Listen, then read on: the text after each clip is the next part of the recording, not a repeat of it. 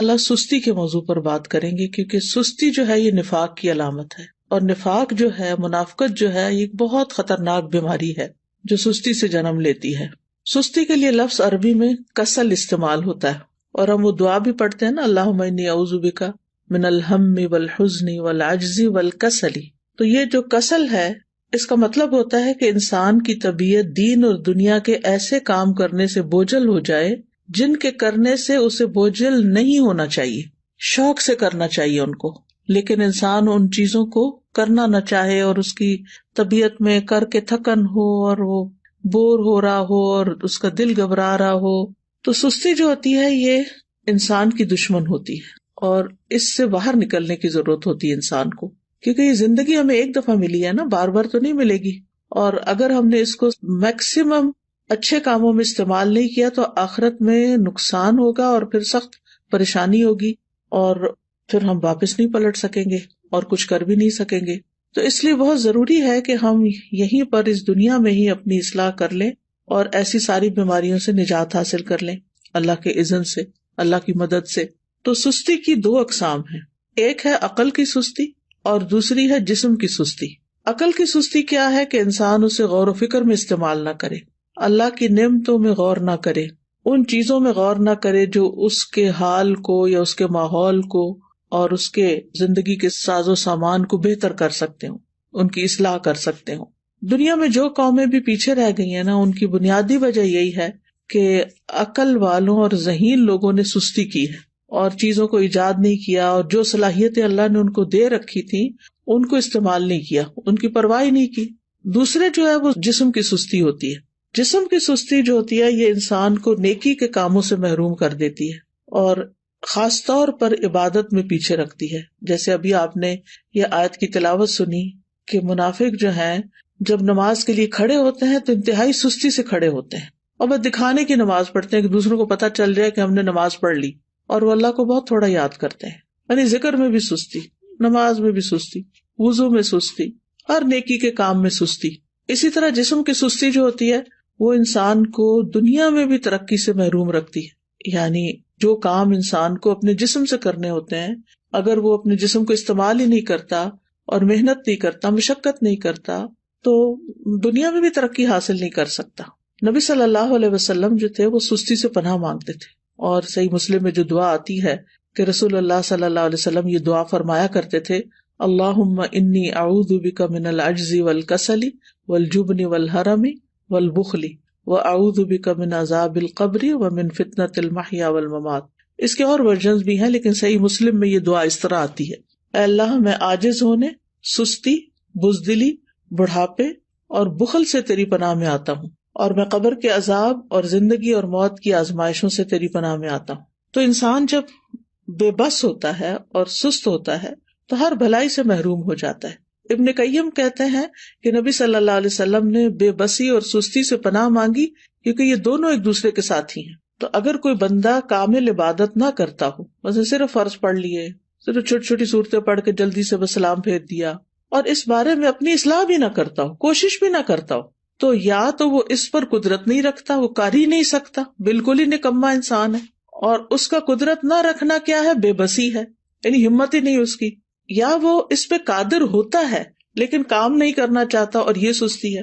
یعنی ایک تو شخص ہے مثلا بیمار ہے یا بوڑھا ہے یا مجنون ہے، اس کی عقل ہی کام نہیں کرتی، یا مشلول ہے یعنی پیرالائزڈ ہے، تو وہ تو اب الگ بات ہے۔ لیکن ایک یہ ہے کہ پھر انسان سب کچھ ہے، ہمت، طاقت، سب کچھ ہے، لیکن بس کام نہیں کرنا، ہٹ درمی ہے۔ تو اس طرح انسان ہر بھلائی سے محروم ہو جاتا ہے اور پھر شر کی طرف چل پڑتا ہے۔ تو جو شخص کامیاب ہونا چاہتے ہیں، پہلے تو آپ اس وقت جو مجلس میں موجود ہیں وہ اپنے آپ سے پوچھیں کہ واقعی آپ کامیاب ہونا چاہتے ہیں؟ اگر کامیاب ہونا چاہتے ہیں تو اس کے لیے سستی کو چھوڑنا بہت ضروری ہے۔ ابو حاتم کہتے ہیں کہ کامیابی کا سبب یہ ہے کہ سستی اور کاہلی کو چھوڑ دیا جائے، کیونکہ یہ محرومی کے اسباب میں سے ہے۔ سستی انسان کی پروقار شخصیت کی بھی دشمن ہے، اور خاص طور پر اگر انسان کو کسی کام کا موقع مل جائے، جیسے آپ لوگوں کو قرآن مجید کی تعلیم حاصل کرنے کا موقع ملا ہوا ہے، اور پھر اس کے بعد آپ اپنے کورس کو پراپر طریقے سے نہ کریں، ٹیسٹ کی تیاری نہ کریں، وقت پر ٹیسٹ میں حاضر نہ ہوں، ری ٹیسٹ ٹائم پر نہ دیں، اور اپنی جوانی کا، اپنے وقت کا، اپنی عمر کا 1 سال وہ صرف سستی میں گنوا دیں، تو یہ تو بہت بڑی غلطی ہے، اور یہ تو اپنے لیے تباہی لانا ہے، یعنی یہ ناکامی. کیونکہ بہت سے اسٹوڈینٹس جب ایڈمیشن لیتے اور پاس نہیں ہوتے اور پھر سال گزار کے چلے جاتے ہیں، نہ سرٹیفکیٹ لیا، نہ کوئی قرآن مکمل کیا، اور نہ ہی کوئی جو کرنے کے کام تھے وہ کیے، نہ پوری طرح سارے لیسن سنے، نہ سارے سبجیکٹس اٹینڈ کیے، کبھی صبح دیر سے آیا، یعنی مختلف طریقے سے اپنا وقت ضائع کیا. تو پھر آپ دیکھیے کہ کل قیامت کے دن کتنی ریگریٹس ہوں گی کہ کاش ہم اپنا یہ وقت صحیح طرح استعمال کرتے. اور اگر ہم ان لوگوں کو دیکھیں گے جو ہم سے آگے نکل گئے تو ہمیں کتنی شرمندگی اور کتنی پریشانی ہوگی کہ ہمارے پاس بھی یہی وقت تھا اور ہم کر بھی سکتے تھے لیکن ہم نے نہیں کیا، تو اپنے ساتھ دشمنی کی. تو ایسا شخص کبھی بھی اپنے مقاصد میں کامیاب نہیں ہوتا جو سستی کا مظاہرہ کرتا ہے، اور اس کی جو آرزویں ہوتی ہیں بس وہ آرزویں ہی رہ جاتی ہیں. اور بعض اوقات یہ ہوتا ہے کہ انسان ندامت کے ساتھ ساتھ اس پہ نحوست بھی طاری ہو جاتی ہے. تو سستی کے خلاف ہم نے جنگ کو جیتنا ہے. ٹھیک ہے، ہم نے سستی کے خلاف ایک جنگ کرنی ہے اور پھر اس میں جیتنا بھی ہے. ابن قیم کہتے ہیں جب رات چھا جاتی ہے تو نیند اور بیداری کے درمیان ایک جنگ واقع ہو جاتی ہے. پس شوق اور خوف بیداری کے لشکر میں اگلی صف میں ہوتے ہیں، اور سستی اور کمزوری غفلت کے لشکر میں اگلی صف میں ہوتے ہیں. ان دونوں آپس میں آمنے سامنے ہوتے ہیں. پس شوق رکھنے والا شخص سچا حملہ کرتا ہے تو وہ کمزوری اور نیند کے لشکر کو شکست دے دیتا ہے اور مال غنیمت حاصل کر لیتا ہے. پھر جب فجر طلوع ہوتی ہے تو مال غنیمت کے حصے تقسیم ہو چکے ہوتے ہیں اور سونے والوں کو اس کی کچھ خبر نہیں ہوتی. تو جو شخص سستی کا عادی ہوتا ہے پھر آرام پرستی کی طرف مائل ہوتا ہے، تو وہ جب اٹھتا ہے تو بھاری بدن، بھاری سوچ اور پریشانی کے ساتھ اٹھتا ہے. اب یہ ہے کہ اس کی وجوہات کیا ہوتی ہیں، تھوڑی سی وجوہات بھی ہمیں معلوم ہونی چاہیے. سب سے پہلی چیز تو نفاق ہے، اور نفاق کی وجہ سے انسان دینی فرائض میں سستی کا شکار ہوتا ہے، کیونکہ منافق کی نیت اچھی نہیں ہوتی. اگر کوئی کام کرتا بھی ہے عبادت وغیرہ تو ریاکاری دکھاوے کے لیے کرتا ہے، لوگوں کی دنیا کی سزا سے ڈرتے ہوئے ایسے کرتا ہے کہ اگر نماز نہیں پڑھی تو ماں باپ کیا کہیں گے، وہ گھر سے نکال دیں گے، یا یہ کہ پھر میں لوگوں کی نظروں سے گر جاؤں گا. اسی طرح یہ ہے کہ لیسن صرف استاد کے ڈر سے یاد کرنا، قرآن کے شوق میں یاد نہ کرنا، قرآن سے محبت کی وجہ سے یاد نہ کرنا، ڈپلوما کورس کرنا تعلیم القرآن کا لیکن اللہ کی خوشنودی کے لیے نہ کرنا، صرف ماں باپ کی خاطر کر لینا، یا پھر یہ کہ لوگوں کو بتانے کے لیے جی اس نے قرآن پڑھا ہوا ہے.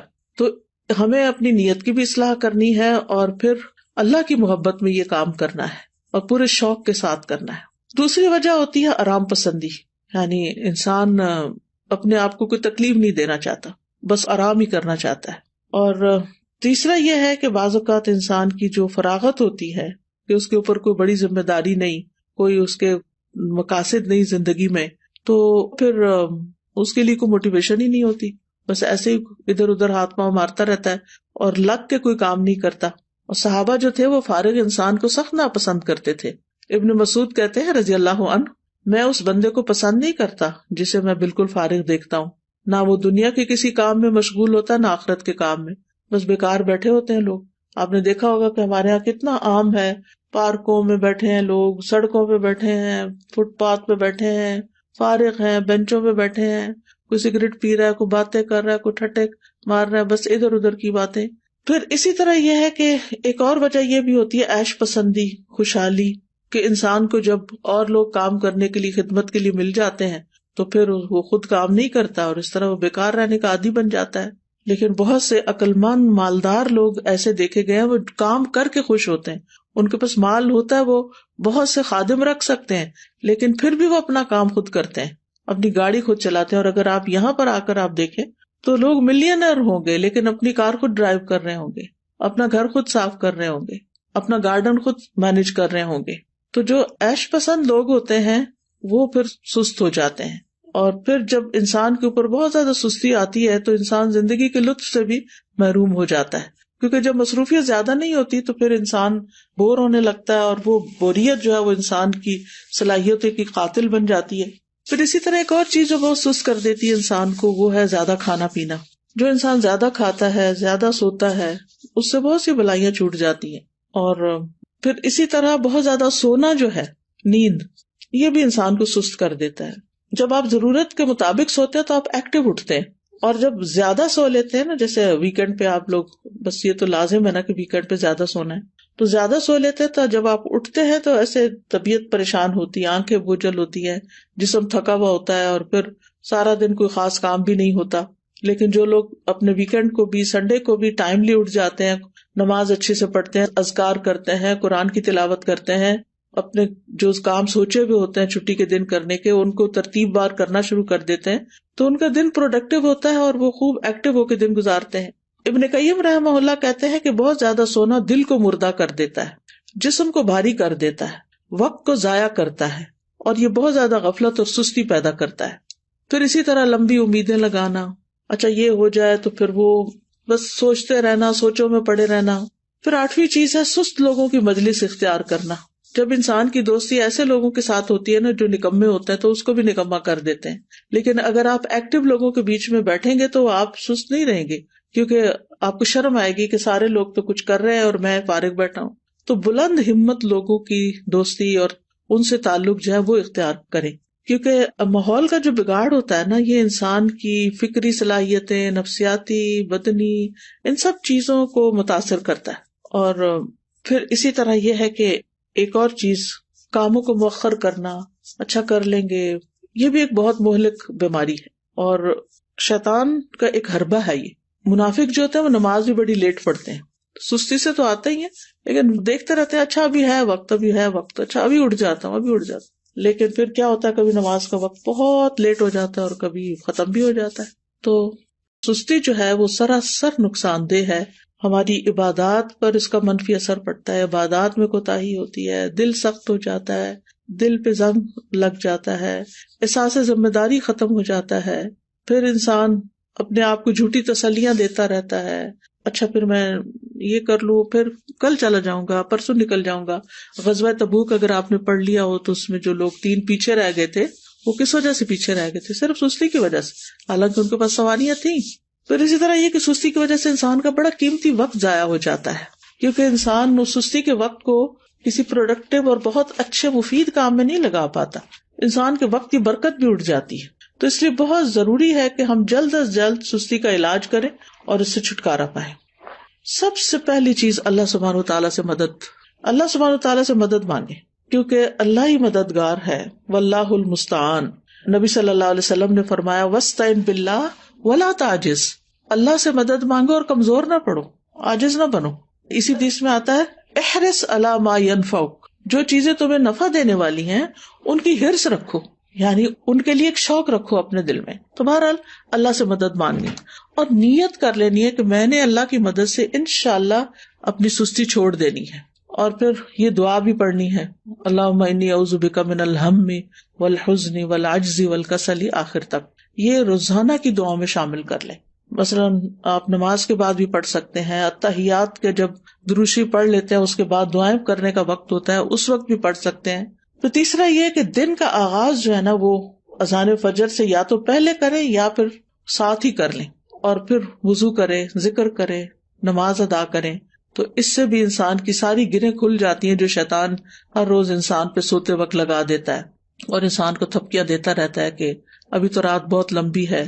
تو جب انسان اٹھتا ہے اور اللہ کا ذکر کرتا ہے اور پھر وضو کرتا ہے، نماز پڑھتا ہے، تو اس کی ساری گرہیں کھل جاتی ہیں جو شیطان نے لگائی ہوتی ہیں، اور وہ حشاش بشاش خوش مزاج اٹھتا ہے. اور ورنہ پھر صبح نفس کی خباثت اور سستی کے ساتھ ہوتی ہے. پھر اسی طرح انسان اپنے ذہن میں یہ بات رکھے کہ میں نے سابقون السابقون میں ہونا ہے، مقربون میں ہونا ہے، اللہ کے قریب ہونا ہے. تو اللہ سبحانہ وتعالیٰ کی قربت حاصل نہیں ہو سکتی جب تک کہ انسان اللہ کے راستے میں دوڑ نہیں لگاتا. قرآن مجید میں آتا نا وَسَارِعُوا إِلَىٰ مَغْفِرَةٍ مِّن رَّبِّكُمْ وَجَنَّةٍ عَرْضُهَا السَّمَاوَاتُ وَالْأَرْضُ أُعِدَّتْ لِلْمُتَّقِينَ. ایک دوسرے سے بڑھ کر دوڑو اپنے رب کی بخشش کی طرف اور اس جنت کی طرف جس کی چوڑائی آسمان و زمین کے برابر ہے، وہ متقین کے لیے تیار کی گئی ہے. تقوی والے جو ہوتے ہیں ان سے غلطی ہو جائے، سستی ہو جائے تو فوراً توبہ کرتے ہیں، مغفرت کی طرف دوڑتے ہیں، جنت کا شوق رکھتے ہیں، اللہ کی طرف دوڑ دوڑ کے جاتے ہیں. پھر یہ ہے کہ اس بات کے اوپر پریشان ہونا کہ سستی منافقین کی صفات میں سے، تو میں نے منافقت سے نکلنا ہے کیونکہ منافقت بہت بہت نقصان دہ ہے انسان کے لیے.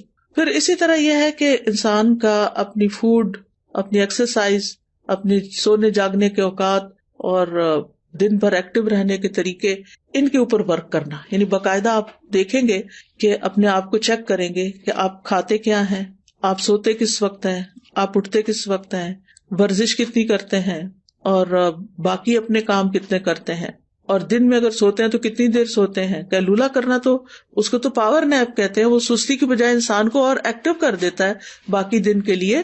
لیکن گھنٹوں بھر سونا دن کو اور رات کو جاگنا، تو اس سے تو پھر انسان کو فائدہ نہیں ہوتا.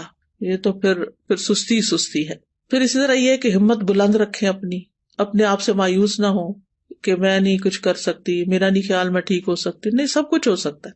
اگر آپ کو کوئی جسمانی کمزوری ہے، کوئی بیماری ہے، تو اس کا علاج کریں، کوئی وٹامنز لیں، اپنی فوڈ ٹھیک کریں، بریدنگ ایکسرسائز کریں، واک کریں، اور پھر اللہ کا ذکر کثرت سے کریں، کیونکہ منافق ذکر نہیں کرتے. پھر فارغ وقت میں مفید اور نفع مند کام کریں، کسی کی مدد کریں، اپنے والدین کی خدمت کریں. اگر آپ ہاسٹل میں ہیں تو ہاسٹل میں مختلف کاموں میں مدد کریں. ضروری نہیں کہ کوئی کہے کہ یہ کر دو تو پھر کریں. بعض لوگ خود بھی، مجھے اچھی طرح یاد ہے جب F8 میں الہدا کا ہاسٹل بھی اور کلاسز بھی ہوتی تھی، تو ایک بچی تھی ماشاءاللہ، وہ لائر تھی. کہنے کا مطلب یہ کہ ہائیلی ایجوکیٹڈ بھی تھی، لیکن شام کے وقت کبھی میرا جانا ہوتا تھا تو میں ماشاءاللہ وہ خود وائپر لے کے باہر کے فرنٹ ایریا کو وائپ کر رہی ہوتی تھی، اس کی صفائی کر رہی ہوتی تھی، اور پھر اس کے بعد گھر جاتی تھی. تو مجھے حیرت ہوتی تھی کہ اللہ نے کتنا اس کے اندر خیر رکھی اس بچی کے اندر، کہ اس کا علم، اس کی قابلیت، اس کا ہنر اس کو اس بات سے نہیں روکتا کہ یہ اس طرح کے معمولی جن کاموں کو ہم معمولی، حالانکہ طہارت تو نصف ایمان ہے، لیکن جن کاموں کو ہمارے کلچر میں معمولی سمجھا جاتا ہے وہ بھی خوشی سے کر رہی ہوتی ہے. تو کچھ لوگ خود سے خود کام نکال لیتے اور کچھ لوگوں کے سامنے کام پڑا تو ان کو نظر نہیں آتا. تو ظاہر ہے کچھ لوگوں نے اپنا آخرت کا اعمال نامہ جو ہے اس کو وزنی کرنا ہوتا ہے، تو انہوں نے تو بڑے اچھے اچھے کام کرنے ہی ہوتے ہیں. اور کچھ لوگ ایسے ہیں کہ جنہوں نے بس دنیا کے 4 دن کوئی زندگی سمجھا ہوا ہے اور اس کو جیسے تیسے گزار رہے ہیں. تو کوئی اپنے فارغ گیپس نہیں جانے دیں اپنے دن میں. ہر وقت کوئی نہ کوئی فائدہ مند کام کریں، اور ہر وقت لذت کی تلاش میں نہ رہیں کہ بس جس چیز میں مزہ آئے گا بس میں وہ کروں گی. نہیں، بس جو کرنے کا کام ہے، جو آخرت میں فائدہ دینے والا ہے، وہ مجھے کرنا ہے. آپ کو پتا نا کہ جنت جو ہے وہ ناپسندیدہ چیزوں سے گھیر دی گئی ہے. تو جب ہم اپنے وہ فائدہ مند کام جو بظاہر ناپسندیدہ ہیں ان کو بھی کریں گے تو انشاءاللہ بہت فائدہ ہوگا. پھر اسی طرح فارغ اوقات میں یا جو چھوٹے چھوٹے وقت ہیں ان میں آپ ذکر اذکار کر سکتے ہیں، قرآن مجید حفظ کر سکتے ہیں، کوئی احادیث حفظ کر سکتے ہیں. لسٹ بنا کے کاموں کی صبح کے وقت ہی رکھ لیں جو کرنے والے ہیں. تو انشاءاللہ آپ دیکھیں گے کہ آپ انجوائے کریں گے، زندگی کو بھی انجوائے کریں گے، آپ کے دل کے اندر ایک راحت ہوگی. پھر اسی طرح یہ کہ کوئی بک ریڈنگ کی عادت ہو، کوئی اور اسی طرح دل پسند مشغلیں ہوں. دل پسند مشغلے سے مراد یہ کہ مفید پروڈکٹیو کام جو ہے. پھر اسی طرح یہ ہے کہ ابن الجوزی کہتے ہیں کہ سستی کا سب سے مفید ترین علاج یہ ہے کہ محنت کرنے والے لوگوں کی سیرت میں غور کریں. محنت کرنے والے لوگوں کی سیرت میں غور کریں کہ بڑے بڑے لوگوں نے کیسے کام کیے. بس حیرت ہے اس پر جو نفع کے موسم میں بیکار رہنے کو ترجیح دیتا ہے، اور جب سرمایہ بکھیر دیا جاتا ہے تو اس کے حاصل کرنے کو چھوڑ دیتا ہے. ایک اور عالم فرقد ان کا نام ہے، کہتے ہیں کہ تم نے کام کرنے سے پہلے فارغ ہونے اور بے عمل ہونے کا لباس پہن لیا. کیا تم دیکھتے نہیں کہ محنت کرنے والے ادنا درجے کا لباس پہنتے ہیں، معمولی لباس پہنتے ہیں، اور جب وہ فارغ ہوتے ہیں تو نہا کر اچھے کپڑے پہن لیتے ہیں، لیکن تم نے کام کرنے سے پہلے ہی فراغت والا اچھا لباس پہن لیا. یہ بہت گہری بات ہے. یعنی جب انسان ینگ ہوتا ہے نا تو اس کا سارا فوکس کس چیز پہ ہونا چاہیے کہ وہ محنت کرے، کام کرے. اور علماء کی سیرت اگر ہم پڑھیں تو حیرانی ہوتی ہے کہ کس طرح ان کے پاس بعض اوقات لباس تک بدلنے کا وقت نہیں ہوتا تھا. بعض اوقات یہ نہیں کہ سستی پاری نہیں کرتے تھے، یعنی ان کی پرائرٹیز کچھ اور ہوتی تھی. اور پھر یہ کہ بعض اوقات پکانے کا وقت نہیں، کھانے کا وقت نہیں، لیکن وہ اپنے کاموں میں اتنے جتے ہوئے ہوتے تھے، اور پھر آج تک ان کے نام تاریخ میں زندہ ہیں، ان کی سیرت ہم پڑھتے ہیں اسی وجہ سے نا کہ جب کام کا وقت تھا تو انہوں نے کام کیا، اور اب وہ انشاءاللہ اپنی قبروں میں آرام کر رہے ہوں گے اور فائدہ اٹھا رہے ہوں گے اپنے کاموں کا. کیونکہ دیکھیں اگر بہت سونے کو دل چاہے نا تو میں اپنے آپ کو کہتی ہوں کہ اس زندگی میں تو کام کرنا ہے نا. اللہ کرے کہ قبر آرام کی جگہ ہو تو وہاں تو سونا ہی سونا ہے، سارا آرام مل جائے گا پھر. لیکن اگر آج کام نہیں کیا نا تو کل پھر آرام مشکل ہے. تو یعنی اپنے آپ سے آپ نے خود ہی لڑنا ہے کہ نہیں نیت کرنی ہے, ارادہ کرنا ہے اور کچھ اپنے ٹارگٹ سیٹ کرنے. تو مجھے امید ہے کہ انشاءاللہ العزیز آپ لوگ اپنی اس کمزوری پہ, بیماری پہ قابو پا جائیں گے. میں یہ نہیں کہتی کہ آپ سب بیمار ہیں, لیکن ہم میں سے ہر شخص کسی نہ کسی درجے میں, کوئی 1%, کوئی 10%, کوئی 20, کوئی 50 اس بیماری کا کسی نہ کسی طرح شکار ہوتا ہے. تو اپنی بیماری کو آئیڈینٹیفائی کر کے اور پھر اس کا علاج کرنا ہے انشاءاللہ العزیز. اللہ تعالیٰ سے دعا ہے کہ وہ ہمیں اس مصیبت سے نجات دے اور ہماری زندگی کا ایک ایک دن بہترین طریقے سے گزرے اور ہم بہترین کام کر سکیں. بارک اللہ فیکم. وہ میرا ایک سوال تھا اس سے متعلق, میں نے یہ پوچھنا تھا کہ جو آپ نے بتایا نا کہ زیادہ سونا نہیں چاہیے اور چھٹی کے دن بھی کہ ہمیں صبح جلدی اٹھ کے سارے کام مکمل کرنے چاہیے, تو میں نے یہ پوچھنا تھا کہ ہم فجر کے بعد اٹھ کے قرآن پاک کی تلاوت وغیرہ کر لیتے ہیں, سارے کام وغیرہ کر لیتے ہیں, تو فجر کے بعد ہم سو سکتے ہیں؟ سورج نکلنے تک تو بالکل بھی نہیں سونا چاہیے, لیکن یہ کہ اگر آپ آدھی رات کے جاگے میں ہیں اور آپ نے تہجد پڑھی اور بہت تھک چکے ہیں تو تھوڑی دیر کے لیے نیپ لے لیں, اگر آپ کو دن میں نیپ کرنے کا موقع نہیں ملے گا. لیکن گھنٹوں سونا اس کے بعد یہ بالکل درست عادت نہیں, کیونکہ نبی صلی اللہ علیہ وسلم نے صبح کام کرنے والوں کے لیے برکت کی دعا کی ہے, اللہم بارک لامتی فی بکورہا, کہ اللہ میری امت کی صبح میں برکت ڈال دے. Ustaza, I just wanted to share a reflection that Azra Baji shared with us in class today. So, you're talking about productivity and using our time well, and I thought about productive families. And she said, we have to have the team spirit at home, that when everyone do the assigned task, and at the end of the day, we will end up a happy family and we become helpers to each other.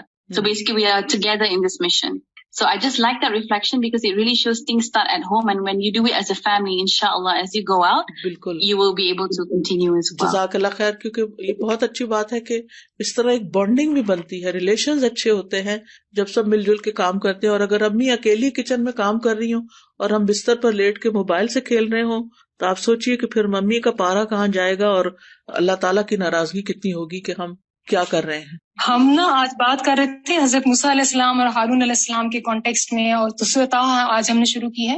تو اس میں جب اللہ سبحانہ وتعالیٰ ان کو نبوت دیتے ہیں, موسیٰ علیہ السلام کو اور ان کے ساتھ ہارون علیہ السلام کو, تو ان کو جو پہلی بات بھیجتے ہیں مشن پر, تو اذهب انت واخوک بآیاتی ولا تنیا فی ذکری. ابھی جو آپ نے بات کی نا ذکر میں سستی کرنا, تو ذکر جو ہے ایک بوسٹنگ ہے, ایمان بوسٹنگ چیز ہے اور ہر چیز کی بیوٹی ہے. اور ایک کوٹ میں صرف شیئر کرنا چاہتی ہوں, hard work beats talent when talent doesn't work hard.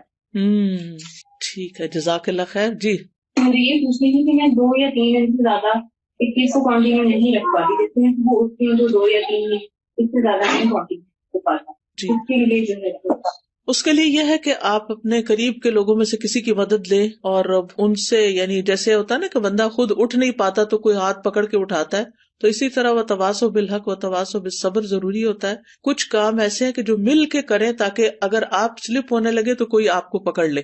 جس طرح ریسرچ کا ہوتا ہے, ریسرچ میں بتایا جاتا ہے کہ 8 سے 10 گھنٹے آپ کی سلیپ ہونی چاہیے, لیکن جب ہم سیرہ پڑھتے ہیں تو اس سے ہمیں یہی پتہ چلتا ہے کہ صحابہ کرام کا کیا طرز عمل تھا, نبی کریم صلی اللہ علیہ وآلہ وسلم کی نیند کتنی تھی.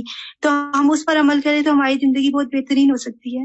بالکل. آپ دیکھیے کہ اگر ہم 8 گھنٹے بھی روز سوتے ہیں نا اور 60 سال کی بھی زندگی ہو تو اس کا مطلب ہے 20 سال تو صرف سو کے ہی گزار دیے ہم نے, تو کیا خسارہ کیا. تو اس لیے کوشش یہ کرنی چاہیے کہ اپنی سلیپ کو اس طریقے سے مینج کریں کہ جس میں سو کے وقت ضائع نہ ہو. ہم نے 15 بارے میں بھی پڑھا کہ آج کے کام کو کل پر مت چھوڑیں. جیسے کہ آج آپ نے بھی بات کی تو میں نے اس ٹائم بھی یہی سوچا تھا, میری نمازوں میں تھوڑی سی میں دیر کر دیتی تھی, لیکن ابھی اس ٹائم بھی میں نے اپنے دل میں عہد کیا اور آج دوبارہ یہ عزم میرا پختہ ہو گیا ہے کہ اب جو ہے میں نے آج کے کام کو کل پہ نہیں چھوڑنا, کیونکہ یہ بھی نفاق کی ایک علامت ہے. انشاءاللہ وہ آپ ایسا ہے کہ آپس میں بڈیز بنائیں کہ جو ایک دوسرے کو پکڑ کے رکھیں اور ایک دوسرے سے پوچھتے بھی رہیں کہ تمہارے آج کے یہ سارے ٹارگٹس پورے ہو گئے. یعنی اپنے ٹارگٹ سیٹ کریں کہ اتنی میں نے تلاوت روز کرنی ہے, اتنے اذکار کرنے ہیں, اتنی بک ریڈنگ کرنی ہے, اتنے گھر کا کام کرنا ہے, اتنا ہوم ورک, یعنی سارے کام جو آپ کے کرنے کے ہیں ان کی ایک لسٹ بنی ہوئی ہو, اور اپنے آپ کو خود محاسبہ کریں, چیک کریں آپ سب لوگ, اور پھر جو چیز نہ ہو تو ایک دوسرے سے اپنے ساتھی سے ڈسکس بھی کریں تاکہ وہ آپ کو ٹپس دیں کہ آپ کس طرح آگے بڑھیں.